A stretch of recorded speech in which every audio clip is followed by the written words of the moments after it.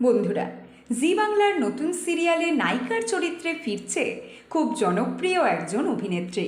এই ভিডিওতে তোমাদের জানাবো সেই অভিনেত্রীর নাম। বন্ধুরা, জি বাংলার নতুন চ্যানেল জি2তে আসছে এন আইডিয়াস প্রোডাকশন হাউসের নতুন সিরিয়াল ভগবান দাস।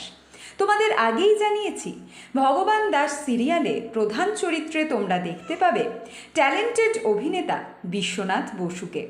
গত মঙ্গলবার হয়ে গেল এই সিরিয়ালের লাস্ট লুকসেট।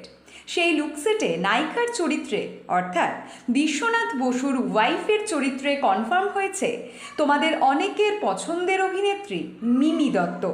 মিমিকে তোমরা এর আগে ভূতু, পটল কুমার গানওয়ালা, জয়ী এবং যোগমায়ার মতো বেশ কিছু জনপ্রিয় সিরিয়ালে দেখেছ। আর এবার মিমিকে দেখা যাবে জি বাংলার নতুন চ্যানেল জি2 চ্যানেলের নতুন সিরিয়াল ভগবান দাসে প্রধান নায়িকার চরিত্রে। মিমিকে তোমাদের কেমন লাগে অবশ্যই কমেন্ট করে জানিও। বন্ধুরা, তেঁতুল পাতা শেষ হওয়ার আগেই তেঁতুল পাতা সিরিয়ালের খুব জনপ্রিয় একজন অভিনেতা চলে গেল রানী ভবানী সিরিয়ালে।